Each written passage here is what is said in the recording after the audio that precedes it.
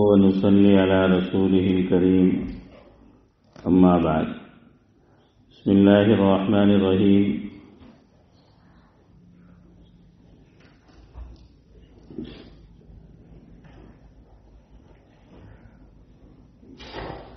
حضور صلی اللہ علیہ وسلم سے حضرت عمر رضی اللہ تعالی عنہ نے حضرت ابو بکر اور حضرت عثمان کی شکایت کی تو حضور اکرم صلی اللہ علیہ وسلم نے ارشاد فرمایا کہ میں حفصہ کے لیے عثمان سے بہتر شوہر اور عثمان کے لیے حفصہ سے بہتر بیوی بتاتا ہوں۔ اس کے بعد حضرت حفصہ رضی اللہ عنہا سے سن ہجری 2 یا 3 میں خود نکاح کیا اور حضرت عثمان رضی اللہ عنہ کا نکاح اپنی صاحبزادی حضرت ام کلثوم سے کر دیا۔ ان کے پہلے شوہر کے انتقال میں مورخین کا اختلاف ہے کہ بدر کے زخم سے شہید ہوئے یا احد کے۔ بدر سن ہجری 2 میں ہے اور احد 3 میں، اسی وجہ سے ان کے نکاح میں بھی اختلاف ہے۔ اس کے بعد حضرت ابو بکر صدیق رضی اللہ عنہ نے حضرت عمر رضی اللہ تعالی عنہ سے فرمایا کہ جب تم نے حفصہ کے نکاح کا ذکر کیا تھا اور میں نے سکوت کیا تھا تمہیں اس وقت ناگواری ہوئی ہوگی، مگر چونکہ حضور اکرم صلی اللہ علیہ وسلم مجھ سے نکاح کا تذکرہ فرما چکے تھے، اس لیے نہ تو میں قبول کر سکتا تھا اور نہ آقا کے راز کو ظاہر کر سکتا تھا، اس لیے سکوت کیا تھا۔ اگر حضور اکرم صلی اللہ علیہ وسلم ارادہ ملتوی فرما دیتے تو میں ضرور کر لیتا۔ حضرت عمر رضی اللہ عنہ فرماتے ہیں کہ مجھے حضرت ابو بکر رضی اللہ عنہ کے سکوت کا حضرت عثمان غنی رضی اللہ عنہ کے انکار سے بھی زیادہ رنج تھا۔ حضرت حفصہ رضی اللہ عنہا بڑی عابدہ زاہدہ تھیں، رات کو اکثر جاگتی تھیں اور دن میں کثرت سے روزہ رکھا کرتی تھیں۔ اسی وجہ سے حضور اکرم صلی اللہ علیہ وسلم نے ان کو ایک طلاق بھی دی تھی، جس کی وجہ سے حضرت عمر رضی اللہ عنہ کو بہت رنج ہوا اور ہونا بھی چاہیے تھا۔ حضرت جبریل علیہ السلام تشریف لائے اور عرض کیا، اللہ جل شانہ کا ارشاد ہے کہ حفصہ سے رجوع کر لو، یہ بڑی شب بیدار اور کثرت سے روزہ رکھنے والی ہیں اور حضرت عمر رضی اللہ عنہ کی خاطر بھی منظور ہے، اس لیے آقا نے رجوع فرما لیا۔ جمادی الاولیٰ سن ہجری 45 میں جبکہ ان کی عمر تقریباً 63 برس کی تھی، مدینہ طیبہ میں انتقال فرمایا۔ بعض نے ان کا انتقال سن ہجری 41 میں اور عمر 60 برس کی لکھی ہے۔ اس کے بعد حضور اکرم صلی اللہ علیہ وسلم کا نکاح حضرت زینب رضی اللہ عنہا سے ہوا۔ حضرت زینب خزیمہ کی بیٹی جن کے پہلے نکاح میں اختلاف ہے، بعض نے لکھا ہے کہ پہلے عبداللہ بن جہش سے نکاح ہوا تھا جب وہ غزوہ احد میں شہید ہوئے، جن کا قصہ پیچھے گزرا، تو حضور اکرم صلی اللہ علیہ وسلم نے نکاح کیا، اور بعض نے لکھا کہ ان کا پہلا نکاح طفیل بن حارث سے ہوا تھا۔ ان کے طلاق دینے کے بعد ان کے بھائی عبیدہ سے ہوا جو بدر میں شہید ہوئے۔ اس کے بعد حضور اکرم صلی اللہ علیہ وسلم سے ہجرت کے 31 مہینے بعد رمضان المبارک سن 3 ہجری میں ہوا۔ 8 مہینے حضور کی نکاح میں رہیں اور ربیع الاخر سن ہجری 4 میں انتقال فرمایا۔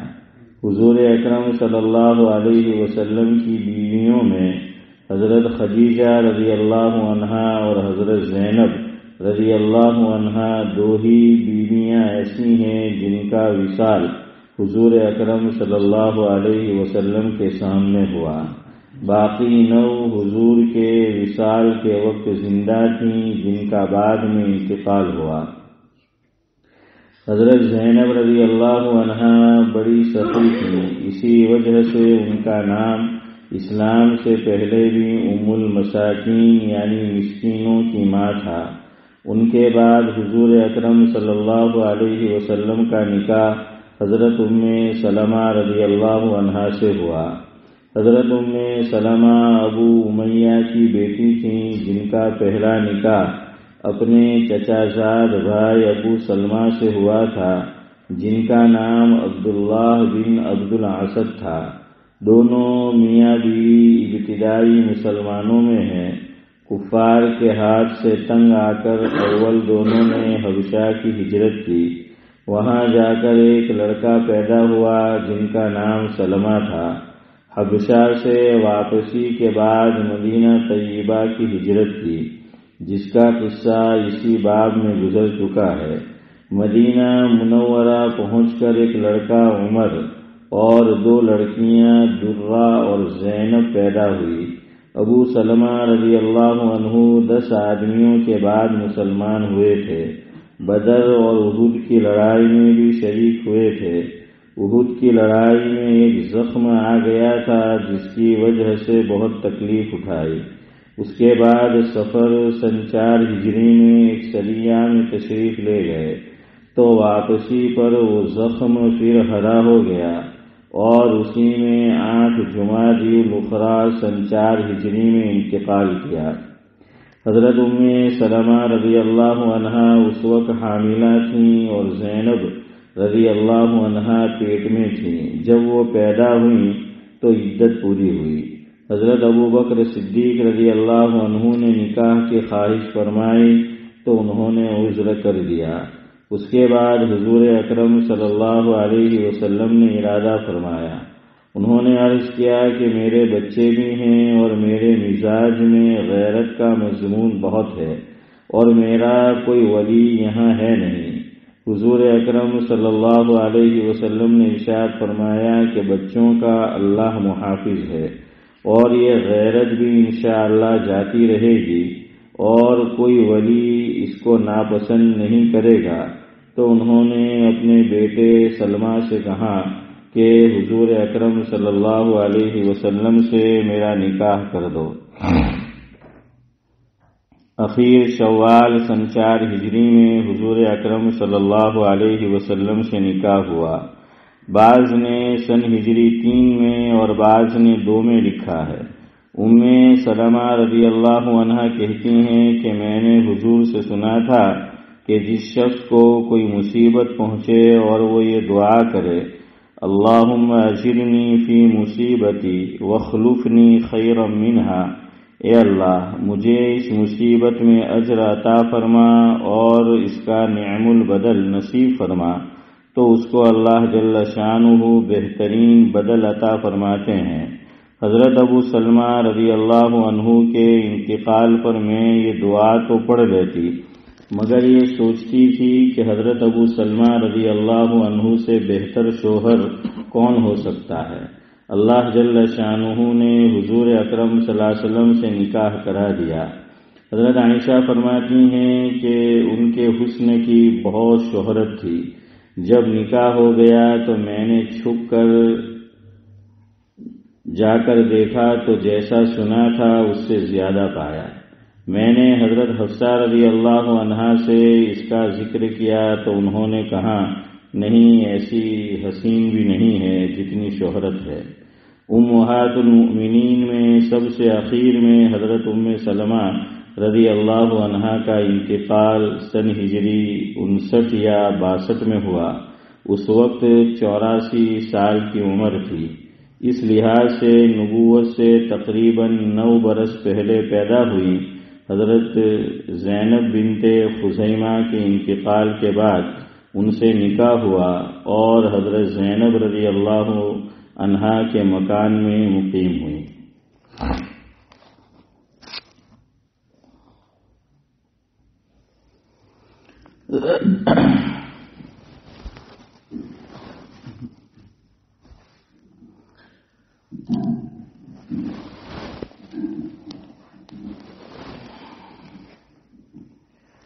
بزرگان محترم، آج شب جمعہ ہے اور آپ جانتے ہیں کہ آج کس موضوع پر گفتگو ہوتی ہے۔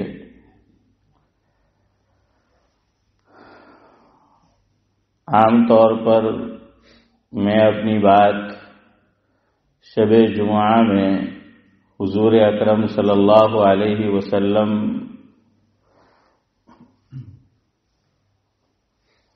کے تعلق سے جو نعت اور نظم لکھی گئی اس سے کرتا ہوں، تو آج بھی شروع میں ایک نعت، ایک نظم آپ کی خدمت میں پیش کرنی ہے۔ نعت کہتے ہیں اس کلام کو جس میں آپ صلی اللہ علیہ وسلم کی تعریف کی گئی ہو۔ تو ایک صاحب ہے جن کا نام ہے حکیم خان حکیم، انہوں نے حضور اکرم صلی اللہ علیہ وسلم کی شان میں لکھا ہے، کتنا میٹھا اور پیارا ہے نام آپ کا، کتنا میٹھا اور پیارا ہے نام آپ کا، لیتا ہوں صبح و شام میں نام آپ کا، لیتا ہوں میں صبح و شام نام آپ کا، ناز کرتا ہوں اپنے مقدر پہ میں، ناز کرتا ہوں اپنے مقدر پہ میں، میرے دل میں ہے آقا قیام آپ کا، میرے دل میں ہے آقا قیام آپ کا۔ یعنی یہ کہنا چاہتے ہیں کہ حضور اکرم صلی اللہ علیہ وسلم کی محبت کہاں ہے؟ میرے دل میں ہے۔ تو ناز کرتا ہوں اپنے مقدر پہ میں، میرے دل میں ہے آقا قیام آپ کا، ڈھونڈتا ہوں الفاظ مگر ملتے نہیں، ڈھونڈتا ہوں الفاظ مگر ملتے نہیں، ہو بیاں کیسے مجھ سے مقام آپ کا، ہو بیاں کیسے مجھ سے مقام آپ کا، جب خدا نے بھی تعریف کی آپ کی، جب خدا نے بھی تعریف کی آپ کی، ہم پہ لازم ہوا احترام آپ کا۔ دو اور مصرے ہیں کہ ہم پہ لازم ہوا احترام آپ کا، معتبر ہے وہ دونوں جہانوں کے لیے، معتبر ہے وہ دونوں جہانوں کے لیے، کیسے کوئی جھٹلائے پیام آپ کا۔ اور آخری مصرع ہے، حشر میں بھی محتسب سے کہوں گا حکیم، حشر میں بھی محتسب سے کہوں گا حکیم، چھوڑ دے مجھ کو میں ہوں غلام آپ کا، چھوڑ دے مجھ کو میں ہوں غلام آپ کا۔ آج کی مجلس میں سنت کے تعلق سے کچھ باتیں پیش کی جاتی رہی ہے، لیکن ایک صاحب نے آج ایک مسئلہ پوچھا تھا، تو پہلے کچھ اس کی وضاحت کر دیتا ہوں اور شاید میرے اور آپ کے کام بھی آ جائے۔ وہ ہے کفارے کا مسئلہ روزے کے۔ آدمی کا ایک بچپنا ہوتا ہے، بچپنے کے بعد جوانی ہوتی ہے، جوانی کا جو شروع کا دور ہوتا ہے تو اس میں عام طور پر لاابالی پن، سستی، غفلت، مسئلے کی طرف توجہ نہیں، اس طرح کی زندگی عام طور پر آدمی کی گزرتی ہے۔ پھر دھیرے دھیرے جیسے آدمی بڑا ہوتا جاتا ہے، اس کے اندر سنجیدگی، عقل، ہوش، حواس یہ جو ہیں وہ آنے شروع ہوتے ہیں۔ تو بڑا اچھا پوچھنے والے نے مسئلہ پوچھا، کبھی ہمارا بھی ذہن اس طرف نہیں گیا۔ یہ پوچھا انہوں نے آج ہی ظہر کی نماز کے بعد کہ بچپن میں جبکہ روزہ ہم پر فرض ہو چکا تھا، بالغ ہو چکے تھے، روزہ ہم نے رکھا اور جان بوجھ کر روزے کو کیا کیا؟ توڑ دیا جان بوجھ کر، تو کیا کفارہ آتا ہے؟ تو بالکل آتا ہے۔ روزہ ایک آدمی رات سے نیت ہی نہ کرے، نہ رکھے تو کفارہ نہیں ہے، کہ ایک آدمی کی نیت ہی نہیں ہے کہ میں کل روزہ رکھوں گا، ایک صورت تو کفارہ نہیں ہے۔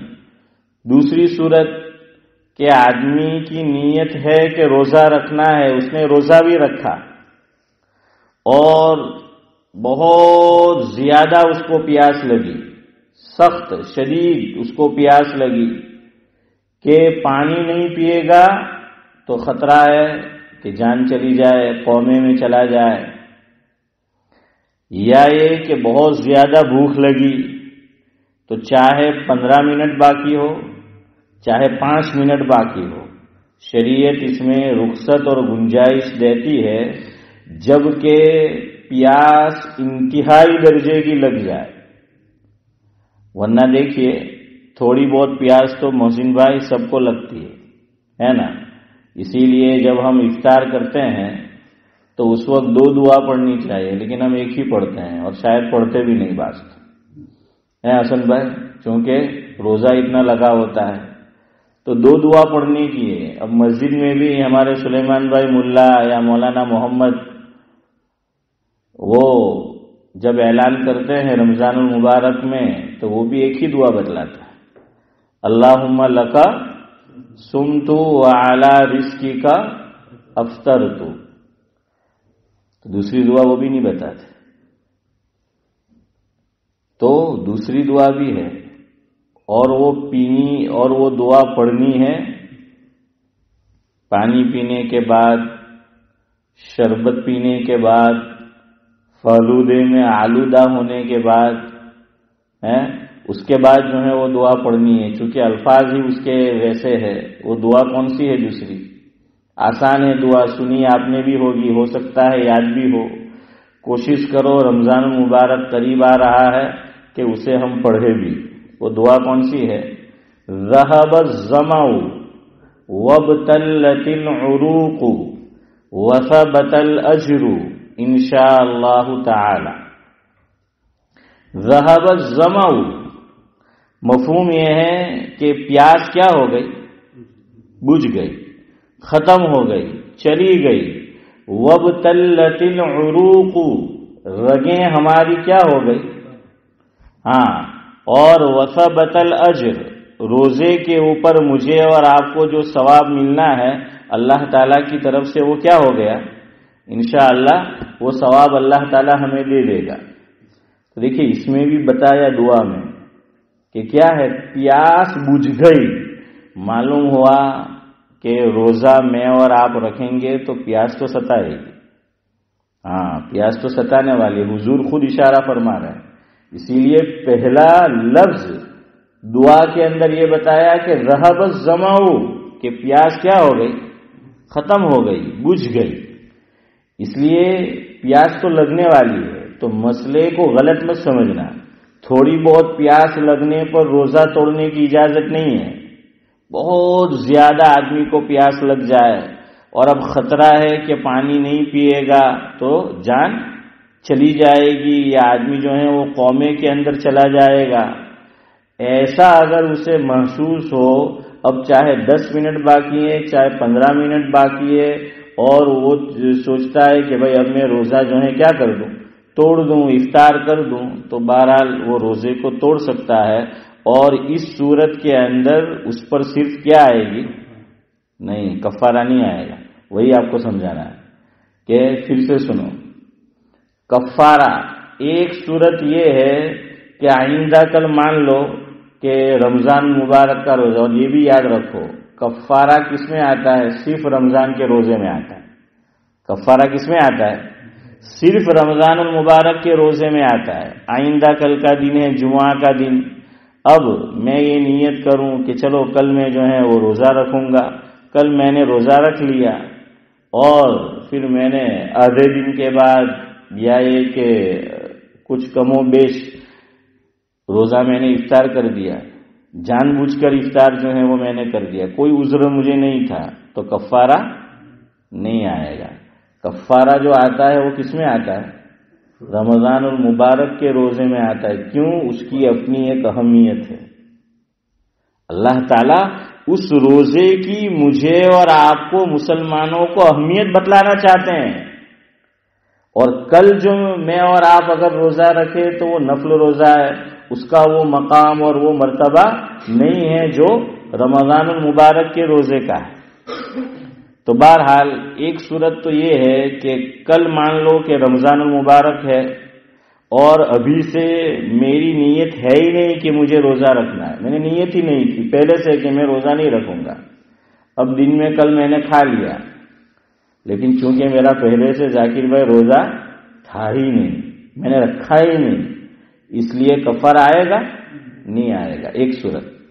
دوسری صورت جو میں آپ کو سمجھا رہا تھا، رات سے اس کا روزہ رکھنے کی نیت تھی، اس آدمی نے روزہ رکھا اور روزہ اس نے توڑ دیا، لیکن عذر کی وجہ سے توڑا کہ بہت زیادہ اس کو پیاس لگی اس وجہ سے اس نے روزہ توڑ دیا، یا بہت زیادہ اس کو بھوک لگ گئی اس وجہ سے اس نے روزے کو کیا کر دیا؟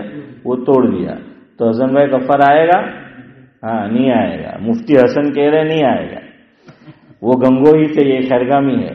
تو بہرحال ہے تو روزہ جو ہے وہ شعیب بھائی نہیں آئے گا، کفارہ جو ہے وہ نہیں آئے گا۔ تیسری صورت جو آپ کو بتانی ہے، جو آج وہ صاحب نے مجھ سے پوچھی ظہر بعد، رات سے روزے کی نیت اور روزہ رکھا بھی، رکھنے کے بعد پیاس تو تھوڑی بہت تو لگنے والی ہی ہے اور وہ لگی، اور اسی لیے ذاکر بھائی آپ نے دیکھا ہوگا بچپن میں ماں باپ ہمیں کیا کراتے تھے، سحری میں ہم نہیں اٹھے یا بعض اٹھتے تھے شعیب بھائی، اور پھر کیا ہے سو جاتے تھے بچے، تو اب اعلان ہوتا تھا ہماری طرف تو گاؤں میں کہ بھائی اب سحری کا آخری وقت ختم ہونے میں 10 منٹ باقی ہے، 5 منٹ باقی ہے، جو بھی ہو، تو ماں باپ کیا کرتے تھے، اٹھاتے تھے، بیٹھا کرتے تھے اور ہمارے منہ کے اندر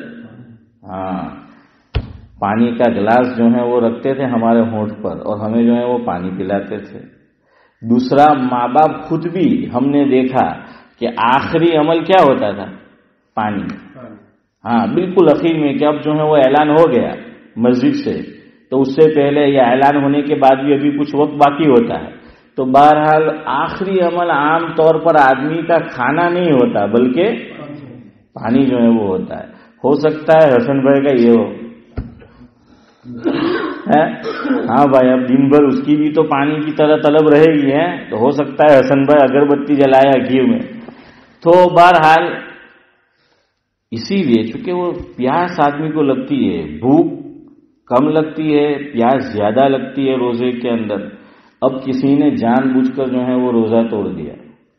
اب پانی ہم کس طرح پیتے تھے، اللہ تعالیٰ معاف فرمائے ہمیں، رمضان کچھ گرمی میں آتا تھا تو وہی 18 سال کی عمر، 20 سال کی عمر، تو ندی پہ چلے گئے گاؤں میں، یا کسی کا کھیت ہے، باڑی ہے، تو باڑی کے اندر وہ کیا ہوتی تھی، کنڈی ہوتی تھی، ہے نا، اور وہ کنڈی کے اندر محمد چلے گئے اور پھر کیا کرتے تھے کہ ڈبکی مارتا آوڑے تھا نا ان کے، تو کہنا نہیں آوڑے ان کے، میں نے ڈبکی مارتا ہے کہ اتنا مارو نا کہ یار پانی بھرائی گયું એમ કે નાક ના વડે મગજના ઉપર પહોંચી ગયું તો આપણે ઘરે ઉપર નહીં પહોંચી જાય, તો وہ کہتا تھا کہ نہیں میں تنے بتاؤں نا એમ کہ કેવી રીતના، تو وہ ڈبکی کیا کہتے کہ ناک کے اوپر ہے نا یوں ہاتھ رکھنے کا، اور کہتے تھے کہ بھائی وہ نیچے جا تاکہ ناک کے ذریعے سے پانی، تو منہ پہ تو کہے تو بھی نہیں رکھے گا، چونکہ وہ ہوشیاری ڈبکی مارنی ہوتی تھی، وہ پانی پینا ہوتا ہے، وہ پانی پینا جو ہے وہ ہوتا تھا۔ اب وہ دیکھتا تھا کہ ہاں یار یہ بازو میں سے کسی نے دیکھ لیا، لا حول ولا قوة، એમ કે યાર પાણી તો કે ગળાથી એમ કે નીચે જ એમ કે ચાલુ ગયું, એમ કે થૂકે પછી આપણો પાણી પાછું ગયા કે બહાર કાઢે પછી પી જ ગયેલો है। हाँ वो डुबकी जो है वो लगानी होती थी। آپ کہیں گے کہ مول صاحب ہمیں تو એવું نہیں કરતા, કદાચ તમારો ઓન એક્સપિરિયન્સ હોય તો એવું સમજો. હે હે ભાઈ મોહમ્મદ, ઓન એક્સપિરિયન્સ કેવો હોય તો એવું સમજો ભાઈ કે તે વખત જ એવું તો હે નાદાની ગફલત 16 વર્ષ 18 વર્ષ એવું ઉંમર હોય. तो बहरहाल ऐसा होता था, जाते थे हम कुंडी पे भी नहाने जाते थे बाड़ी में, और नदी के ऊपर भी जो है वो जाते थे. हो सकता है ये हिमाकत हमसे भी जो है हुई और मसला मालूम नहीं. तो याद रखो कफ्फारा आएगा. क्यों? रोजा मुझे और आपको मालूम है, मालूम था कि हमारा रोजा है, और प्यास उतनी नहीं लगी थी कि जिससे जान जाने का खतरा हो, या किसी उज़्व के तलफ हो जाने का खतरा हो, डिसेबल हो जाने का खतरा हो किसी पार्ट के बॉडी के, या ये कि कौमे में चले जाने का खतरा हो, ऐसा कुछ नहीं था. लेकिन बस वो पानी जो है वो पी गया. अब बाद में किसी आलिम से बयान सुना या किताब में पढ़ा कि ऐसा है, और उसने अपनी जिंदगी पे गौर किया कि 16 साल की उम्र, 18 साल की, 20 साल की, हम तो ये हिमाकत करते थे और हमको याद होता था. और याद रखो सिर्फ पानी पीने से नहीं, फुकाहा ने 2 चीजें लिखी हैं कि जो असली सुराख है, ओरिजिनल होल जो अल्लाह ताला ने हमारे बदन में बनाए हैं, तो उस जरिए से या तो ग़िज़ा चली गई बदन के अंदर या दवाई चली गई. ग़िज़ा सिर्फ पानी नहीं, खाने की कोई चीज कि जिसको ग़िज़ा कहा जाता है, वो हमने जानबूझकर खा ली रमजान मुबारक के रोजे के अंदर, या दवाई जो है वो हमने पी ली. बाज़ मतलब आदमी वाक़ईतन भूल जाता है, उस पर कफ़ारा नहीं है कि आया घर में फ्रीज खोला और पानी पी लिया, और वाक़ईतन उसे रोजा याद ही नहीं है जिस वक्त वो पानी पी रहा है, तो कफ़ारा नहीं आएगा. ये बात हो रही है सिर्फ उस सूरत में कि आदमी को अपना रोजेदार होना क्या है, जाकिर भाई बोलो क्या है, याद हो. आदमी को अपना रोजेदार होना याद हो कि मैं रोजे से हूं, और गंभीर हालत भी नहीं है कि भाई जान के जाने का खतरा, उज़्व के तल्फ हो जाने का खतरा, कौमे में चले जाने का खतरा, ऐसा कुछ नहीं है. और फिर या तो वो दवाई पी गया, या पानी जो है पी गया, कोई मशरूब पी गया, खाना जो है वो उसने खा लिया, चाहे जो है वो थोड़ी मिकदार में हो, तो कफ़ारा आएगा. समझ आ गया? अब सुनो कफ़ारा कितना है. हाँ, चूंकि रमजान मुबारक की अहमियत बतानी थी शोएब भाई, इसलिए कफ़ारा भी बड़ा भारी रखा है. मुसलसल लगातार 60 दिनों के रोजे रखना. हाँ, कफ़ारा कितना है? अल्लाह ताला ने ये बताया कि तुमने मेरे 1 महीने की जो रोजा मैंने तुम पे फर्ज किया था, तो अल्लाह ताला का जहां ये उसूल है कि बाय 1 गेट 1 फ्री, हमारे यहाँ मोरिसन और वगैरह में होता है, वो भी बखील हो गए, बाय 2 गेट 3 फ्री है. तो अब तो वो भी जो है वो कम होता जा रहा है. तो अल्लाह ताला तो 1 का 10 देता है, समझ आया कि नहीं, और उससे ज्यादा भी है.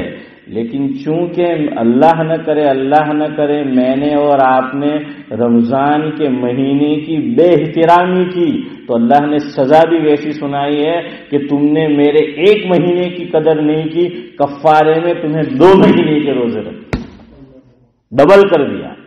हाँ, तो ये एहतराम बताया रमजान का कि अब डबल तुम्हें जो है वो 60 दिनों के रोजे रखने हैं. और कैसे रखने हैं, अगली शर्त बड़ी खतरनाक, जो कंडीशन है वो रमजान की तरह रखना है. रमजान में हम रोजे मुसलसल रखते हैं, है ना, 29 दिन या 30 दिन जो भी हो, मुसलसल जो है वो हम रोजे रखते हैं. फरमाया कि कफ़ारे के रोजे भी मुसलसल रखना है. हालांकि अल्लाह ने वहां गुंजाइश दी कि सफर की वजह से हालत मुसाफिरी में हमारे 2-4 रोजे छूट गए, हम बीमार थे, अल्लाह न करे, अल्लाह सबको सेहतमंद रखे, लेकिन ये कि चलो बीमार थे, रोजे जो हैं वो छूट गए, तो कज़ा मिसाल के तौर पे 5 रोजे हमारे छूटे. अब हम कज़ा करना चाहे तो अल्लाह ने लाजिम नहीं किया کہ بھائی رمضان میں تو روزے مسلسل رکھنے تھے اور تم نے مسلسل روزے چھوڑے تھے 5 دنوں کے، تو 5 روزے قضا کے مسلسل رکھو، ایسا نہیں ہے چاہے ایک ہفتے میں ایک رکھا، دوسرے ہفتے میں دوسرا رکھا، یا ایک مہینے میں ایک، دوسرے مہینے میں دو مہینے نہیں رکھے، پھر جو ہے تیسرا رکھا، کوئی بات نہیں۔ لیکن کفارہ اللہ تعالیٰ فرماتے ہیں کہ تمہیں تمام روزے پورے کے پورے رکھنے ہیں، ایون 59 ڈیز کسی نے کفارے کے روزے رکھے اور آخری دن تھا اور اس نے روزہ نہیں رکھا تو نوی گلی نودا۔ ہاں محسن بھائی، نوی گلی ایک گلو تو ایک જ ગયો ને એક ગિલો બે રાખવાના હોય બધા તો નવી ગિલ્લી કોને ગઈ? નહીં આપણે એક રમજાનમાં એક રોજો ગિલો એક્ઝામ્પલ તો એ જ વાત કરો ને, એકલી તો વાત કરો। બધા રોજ રાખવાના 30 60 60 वही तो कह रहा हूं, एक के 60। હા તમે આ કન્ટ્રીમાં આવ્યા ત્યારે કદાચ પાઉન્ડનો ભાવ એટલો જ હોય, એટલો જ હતો ને? હા હવે સમજમાં આવી ગઈ। तो बहरहाल एक के क्या है भाई मोहम्मद, 60 जो है वो रखने हैं, 60 रोजे रखने हैं, एक हुआ तो एक, और एक दिन रह गया तो फिर से शुरू करने पड़ेंगे। अभी कुछ अरसे पहले की बात है, एक खातून हमारे इलाके की, एक साहिब मेरे पास आए, ये करीब में रहते हैं, हाफिज कुरान, कहने लगे कि हमारी फैमिली में ऐसा हुआ کہ کفارہ ان کو روزے رکھنے تھے، وہ خاتون رکھتی آئی، اب بہت کم روزے رہ گئے، کچھ انہوں نے تعداد بتائی، مجھے صحیح ذہن میں نہیں ہے، تو کہ اب کیا کرے مثلا، اور اس نے ماشاءاللہ 40 سے اوپر تو رکھ لیے تھے ذاکر بھائی مسلسل، اور ایک دن نہیں رکھ پائے۔ اب جو اس نے عورت کی کنڈیشن بتائی، حالت بتائی، مجھے بھی رحم آیا، تو میں نے کہا کہ یار چلو کچھ گنجائش آپ کے لیے نکالنے کی کوشش کرتے ہیں۔ تو میں نے میرے خسر کو فون کیا بلیک بن کے اندر، اور بلیک بن میں جو مفتی عبدالصمد کا ادارہ ہے وہاں استاد ہے دارالعلوم میں، اور بلیک بن کی جامع مسجد میں حسن بھائی جانتے ہیں وہاں امام ہے وہ۔ انہوں نے کہا کہ میں مفتی شبیر سے بات کروں گا کہ وہ ساری ان حالت میں نے سنائی، میں نے کہا یار مجھے بھی ترس آ رہا ہے، رحم آ رہا ہے، کچھ کرو ان کے لیے۔ خیر بہرحال چلو وقت ہو جائے گا، اس تفصیل میں اب نہیں جاتے، پھر کسی موقع پر سناؤں گا وہ کیا ہوا۔ تو بہرحال بڑی سخت جو ہے وہ کنڈیشن ہے، مسلسل جو ہے وہ روزہ رکھنا پڑے گا، مسلسل۔ ہاں یہ گویا کہ میں اور آپ نے اللہ کے فرض کے ساتھ کھلواڑ کیا، اللہ کو یہ پسند نہیں ہے کہ جان بوجھ کر کوئی عذر نہیں ہے تو میں اور آپ اللہ سے کھلواڑ کر رہے ہیں۔ نماز کے اندر بھی اسی لیے دیکھیے، نماز میں اللہ نہ کرے کوئی ہنسنے کی وجہ سے، آپ کو میں نے بتایا تھا کہ وضو کس سے ٹوٹتا ہے، کوئی چیز بدن سے باہر نکلے، ہے نا؟ بتایا تھا ذاکر بھائی کچھ دنوں پہلے کہ حضور نے فرمایا بڑا اچھا فارمولا یاد رکھو، روزہ ہمیشہ ٹوٹتا ہے کب؟ جب باہر سے کوئی چیز باڈی میں جائے، اور باڈی میں بھی شعیب بھائی کیسے جائے؟ اوریجنل ہول، منہ سے، ناک سے، پیچھے جو بڑا استنجا ہم کرتے ہیں وہاں سے، تو اوریجنل سوراخ سے جائے تو جو ہے روزہ ٹوٹے گا۔ کوئی چیز نکلتی ہے تو روزہ نہیں ٹوٹتا۔ بعض لوگوں کو مس انڈرسٹینڈنگ ہے کہ وامٹ ہوتی ہے، الٹی ہوتی ہے، قے ہوتی ہے، تو بعض لوگ کیا سمجھتے ہیں کہ اب روزہ ٹوٹی گئے، روزہ نہیں ٹوٹے، چونکہ قے کے اندر سے تو چیز کیا ہوئی؟ باہر آئی، اور باڈی میں سے کوئی چیز باہر آئے تو روزہ نہیں ٹوٹتا، ورنہ تو پیشاب سے بھی ٹوٹ جانا چاہیے، ٹوائلٹ سے بھی ٹوٹ جانا چاہیے کہ باہر آئی۔ ہاں وضو باہر آنے سے ٹوٹتا ہے، اسی لیے پیشاب کیا وضو ٹوٹا، بڑا استنجا کیا وضو ٹوٹا، سمجھ آیا؟ وامٹ کرنے سے نہیں، لیکن کب وامٹ کرنے سے ایک صورت میں ٹوٹے گا کہ بعض لوگ وامٹ باہر آنا چاہتی ہے، وہ چیز قے ہونا چاہتی ہے، لیکن مسئلہ معلوم نہیں ہوتا ہے کہ روزہ ٹوٹ جائے گا، وہ نکلنے نہیں دیتے اور واپس اسٹوریج میں بھیج دیتے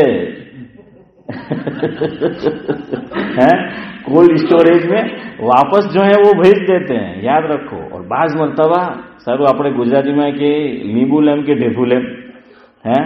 ہاں تو انشاءاللہ اب 2-3 منٹ میں ختم کرتا ہوں.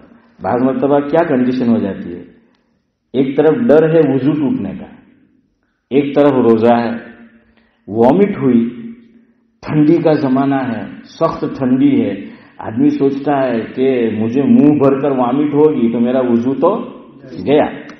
ہاں ایک بات یہ بھی یاد رکھو، خالی وامٹ ہونے سے وضو نہیں ٹوٹتا، منہ بھر کے ہونا چاہیے. اور منہ بھر کے کا حسن بھائی کیا مطلب کہ اس کو روکنا ناممکن ہو. بعض مرتبہ تو وہ وامٹ ہونا چاہتی ہے، ہم آسانی سے واپس اندر نکل لیتے ہیں، لیکن وہ بائی فورس وہ نکل جاتی ہے. سمجھ آئے گا نہیں، اس کو منہ بھر کر بولتے ہیں. تو اتنی جو ہے وہ وامٹ ہوئی تو وضو گیا، ورنہ وہ تھوڑا سا بعض مرتبہ وہ نکلتا ہے، اس سے وضو نہیں ٹوٹا. بعض لوگوں کو کف کا پرابلم ہوتا ہے، مرض ہوتا ہے تو وہ بلغم بولتے ہیں اس کو، اور کر کے وہ باہر نکالتے ہیں تو انڈے کی زردی آتی ہے اندر نظر ہے نا، تو اس سے وضو نہیں ٹوٹتا. اب آدمی سوچتا ہے کیا ٹھنڈی کا زمانہ ہے، روزہ بھی ہے، وامٹ میں نے کی تو روزہ ٹوٹ جائے گا، اس سے اچھا ہے کہ جو چیز باہر نکلنے چاہتی ہے میں اندر لے لوں. ارے بھائی تیرا تو روزہ گیا ہے. سمجھ آیا؟ ہاں کتنی چیز لے لی. چنا جو ہوتا ہے، چنا سمجھ آیا نا، وہ بنگالی والا چنا، اپنا گجراتی ہندرتنا نہیں، ذرا کم تھا ہے. تو وہ چنے کی مقدار آدمی اس کو واپس کیا اندر نکل گیا، وہ لے گیا تو روزہ گیا. بعض مطلب وہ دانت میں بھی رہ جاتا ہے، شہری میں کچھ کھایا ہوا تو اس کو واپس باہر پھینک دینا ہے. ورنہ وہ چنے کی مقدار یوں دیکھا تھا کہ او یار تو رات نا گھر والے بریانی ٹاپ نہیں بنا لی ہے جاکر بھائی، لیکن 5 دن اندر لے جاؤ تو گیو. سمجھ آیا؟ تو اس لیے اس کو تھوک دو، اس کو جو ہے وہ پھینک دو. تو بہرحال میں آپ کو بتا رہا تھا، جلدی بات ختم کرتے ہیں، کہ ایک روزہ جان بوجھ کے چھوڑ دیا تو کفارے میں کتنے روزے رکھنے ہیں؟ 60. اور 60 بھی کیسے رکھنے ہیں؟ لگاتار مسلسل ایک ہی ساتھ ہے. سمجھ آیا؟ اور ایک بھی چھوڑ دیا تو نئی گلی نیا داؤں کے واپس جو ہے وہ رکھنا ہے. یہاں 1 مہینے کے نہیں رکھے جاتے تو 2 مہینے کے کیسے جو ہے وہ رکھیں گے. سمجھ آیا نا؟ ہاں. اب دوسرا مسئلہ وہ انشاءاللہ میں آپ کو بعد میں بتاؤں گا، اشارہ کر دوں. بعض مرتبہ زندگی میں آدمی نے یہ عمل 4 مرتبہ کیا کہ ہم نے 16 سال کی عمر تھی، 18 سال کی عمر، 20 سال کی عمر، ہم نے 4 مرتبہ مان لو کہ جان بوجھ کر پانی پی لیا، جان بوجھ کر دوائی کھا لی، جان بوجھ کر جو ہے وہ کھانا کھا لیا. ایسا عمل محسن بھائی کتنی مرتبہ کیا؟ 4 مرتبہ. 1 کے 60 تو 4 کے ہاں 240. تو اب اکورج محسن بھائی کے اکورج ہے تو آپ کو جو ہے ہو رہا ہے. تو اب کیا کرنا ہے اس میں؟ البتہ علماء نے گنجائش دی ہے کہ اب چلو حالت ایسی نہیں تو کہ اگر زندگی میں 4 مرتبہ ایسا ہوا، 8 مرتبہ ایسا ہوا تو کوئی بات نہیں، صرف 1 مرتبہ جو ہے وہ 60 روزے رکھ لو جب روزے کی باری. لیکن اللہ نے دولت دی ہے، پیسہ دیا، ایک اور آپشن ہے. اب نہیں رکھ سکتے ہم، جانے دو، کھینچتے رہو زندگی کے ایام. 70 سال عمر ہو گئی، 75 سال عمر ہو گئی، 80 سال عمر ہو گئی. اب ہم رمضان کے روزے بھی اس حالت میں نہیں رکھ سکتے، ایون ونٹر میں بھی نہیں رکھ سکتے. اور ہم رمضان کے روزے کا بھی کیا دیتے ہیں؟ فدیہ ہے. فدیہ جو ہے وہ دیتے ہیں، کفارہ نہیں تو فدیہ دیتے ہیں. تو اب کوئی بات نہیں، ہم نہیں رکھ پائے بھائی، مشکل ہے ہمارے لیے، جاب کرنا ہے، کام کرنا ہے، 60 روزے نہیں رکھے، لیکن پتہ ہے تو لکھ لو ڈائری میں، گھر میں بتا دو ایسا مجھ سے ہوا ہے، اور وصیت کر کے جاؤ کہ میرے انتقال کے بعد اتنے روزے کا میری طرف سے کفارہ دے دینا. اور اگر اللہ مجھے اور آپ کو انشاءاللہ ایمان، نیک اعمال، عافیت کے ساتھ لمبی زندگی دے، اور اگر ہم روزے نہیں رکھ سکتے، 75 سال عمر ہو گئی، 80 ہو گئی، 85 ہو گئی، تو اب ہم رمضان کا بھی فدیہ حسن بھائی دیتے ہیں تو کفارے کا بھی فدیہ جوڑ دو. اور فدیہ کتنا دینا ہے؟ فدیے کے اندر 3 آپشن ہے. 60 دن تک کسی فقیر کو روزانہ 2 وقت کھانا کھلاتے رہو، روزانہ بلاؤ روزانہ کھلاؤ، یا کسی ہوٹل کے اندر آپ کو گجراتی میں کہ نامو باندھی دیو ہے تو وہاں کھاتا رہے، یا یہ کہ 60 دن کا کھانا ایک ساتھ دے دو، اس کو خرید کے دے دو، سمجھ آئے کہ نہیں، چاول دے دیے، جو کچھ اس کا کھانے کا ہوتا ہے وہ دے دو، اور سب سے آسان صورت کیا دے دو، پیسے دے دو۔ ایک روزے کا کفارہ فدیہ سب ایک ہے، صدقۃ الفطر کی مقدار۔ چیئرمین صاحب بیٹھے ہیں ہمارے فاروق بھائی، تو ایک روزے کا ہماری مسجد میں کتنا ہے، 5 پاؤنڈ ہے، تو اب 5 پاؤنڈ چلو آپ سمجھ لو کم از کم، تو ایک روزے کا 5 تو 60 دن کا کفارہ، 60 کو 5 میں ضرب دو تو کتنے بن جاتے ہیں، 180 ہے نا، 180 ہوتے ہیں روزانہ 5 پاؤنڈ 60 دن، 60 کو 300 ہوتے ہیں، 300 ہوتے ہیں، ہاں تو 300 تو کتنے دینے ہیں، 300 پاؤنڈ جو ہے وہ دینے ہیں۔ اور اگر اللہ نے مال دے رکھا ہے، پیسے والا ہے، اور ایسا عمل ہم سے زندگی میں 4 مرتبہ ہوا کہ 16 سال 18 20 سال کی عمر یا اس سے کم و بیش، اور ہم نے 4 مرتبہ زندگی میں جان بوجھ کے روزہ توڑ دیا اور اللہ نے ہمیں پیسہ بھی دے رکھا ہے، تو اب 240 ہو گئے نا، 4 مرتبہ نہیں 60 دونی 120، 4 مرتبہ ایسا ہوا تو کتنے روزے رہے، 240 نا، ہاں تو 240 کو 5 گنا کار ہیں، تو اس سے جتنی رقم بنتی ہے تو اتنی کیا کرو، دے دو۔ اب یہ آدمی نے آج جو مسئلہ پوچھا بڑے کام کا تھا، اپنی زندگی میں بھی غور کرو کہ نوجوانی میں کہیں ایسی حماقت بے وقوفی میں نے اور آپ نے تو نہیں کر دی، اور روزے تو یقیناً رکھ ہی نہیں سکتے، تو لکھ کے رکھ دو، بیوی کو بتا دو، بچوں کو بتا دو کہ انتقال ہو جائے ہمارے مال میں سے اتنا کیا ہے، ابھی نہیں دے سکتے، جب تک روزہ میں اور آپ رکھ سکتے کفارے میں پیسے نہیں دے سکتے، اتنا یاد رکھنا، نہیں دے سکتے۔ 75 سال 80 سال اس لیے میں نے کہا زندگی ہے، اب رمضان کی بھی نہیں رکھ سکتے، اب کفارے کا دے دو، لیکن الحمدللہ یہاں ہم جتنے بیٹھے ہیں سب روزہ رکھتے ہوں گے، اور اللہ نہ کرے کسی کے ساتھ ایسا ہو تو اب پیسہ نہیں دے سکتے، سمجھ آ گیا؟ ہاں، یہ جب نہیں رکھ سکتے تو اس وقت جو ہے دے سکتے، اور یہ کفارے کی رقم اسی کو دینی ہے جس کو زکوٰۃ دے سکتے ہیں، یعنی غریب کو، اور غریب بھی مسلمان ہونا چاہیے، کیونکہ زکوٰۃ کی رقم جو بیچارہ ایمان کی دولت سے محروم ہے اس کو نہیں دی جاتی، اس لیے یہ یاد رکھو کہ اس طریقے سے جو ہے وہ دینا ہے۔ دوسرا مسئلہ انہوں نے پوچھا تھا، ابھی یہ بھائی محمد کو معلوم ہے، سامرود میرے گاؤں کے قریب ایک جگہ ہے، تو وہاں کوئی صاحب عامل آئے ہیں کہ گونگا نے بولتا کر دیے نہ اندھرا نے جوتا کر دیے، میں کہ دنیا میں بدھ جویا کرو ہے، تو ایسا کہاں سچ ہے، سب ڈرامہ ہے، آیا آج میرے اوپر۔